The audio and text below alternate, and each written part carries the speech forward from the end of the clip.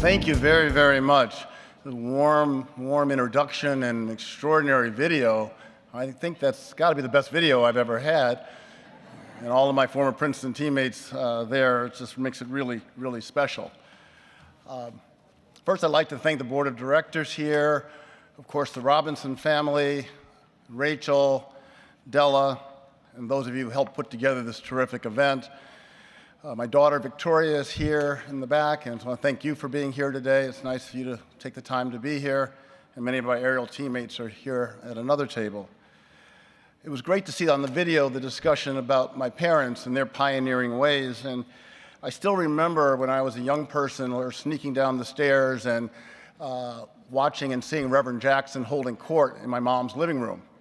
Because my mom is, you learned, graduated from the University of Chicago in 1946 as the first African-American woman to graduate from the law school, and she was very involved in the civil rights movement.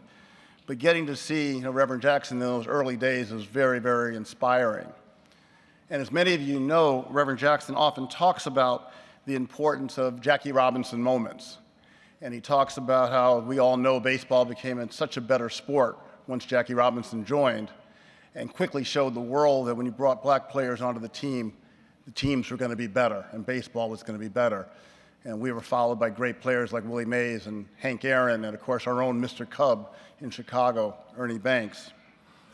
We all understood, and Reverend Jackson talks about, our country would be much stronger and our economy would be much stronger if all the diverse talent was allowed to participate fully in our capitalist democracy. And we know that that still, unfortunately, is not the case.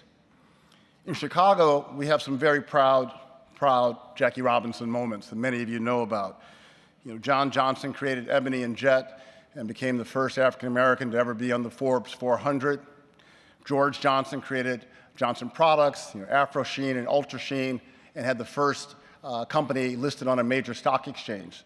They were extraordinary role models for an up-and-coming young entrepreneur like myself. And then, of course, Kara Mosley Braun became the first African-American woman to be elected as a United States Senator. And it goes without saying that Craig's brother-in-law became the first African-American president coming from Chicago, of course, Barack Obama. So we've been very, very fortunate in our city. But as I've had the great fortune, and it was talked about during the video also, to serve on some great boards and to be in a lot of boardrooms and talk to lots of companies that we invest in, too often I find that much of the business world still looks like baseball did in 1946. In fact, the wealth and opportunity gaps have been growing larger, especially in the most lucrative parts of our economy: professional services, technology services, financial services. We allow, often in lots of nonprofits and other major institutions and anchor institutions in our communities, will work with black and brown people to do the catering and the construction that's very, very important and very vital to our economies. But the real wealth-building opportunities still only go to white men in private equity, venture capital, hedge funds, money management, investment banking, et cetera. As I try to address these issues in boardrooms and with the business leaders of today, I'm constantly talking about Jackie Robinson. Our team gets tired of me talking about it, but I'm constantly reminding people in boardrooms that we need more Jackie Robinson moments. We have to get people to open up the doors in the parts of the economy where the wealth's being created today.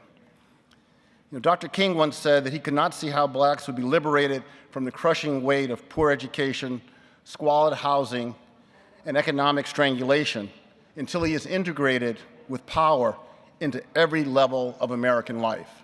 That's so critical. Jackie Robinson understood that. Many of you know in 1964, he thought it was so important to be able to build wealth and economic freedom that he created the Freedom National Bank and became the first chairman. It's so important to see as part of his legacy that he understood that the African Americans needed to fully participate in all aspects of our economy, and a great bank in Harlem would be able to make all of the difference. So it's an extraordinary privilege, an extraordinary honor for me to be able to be associated with the great name of Jackie Robinson, someone I really have always looked up to for his courage and his fearlessness, and it drives all of us to fight harder for equal opportunity for all of us in our community. So thank you very much. This has really been a great evening. Thank you.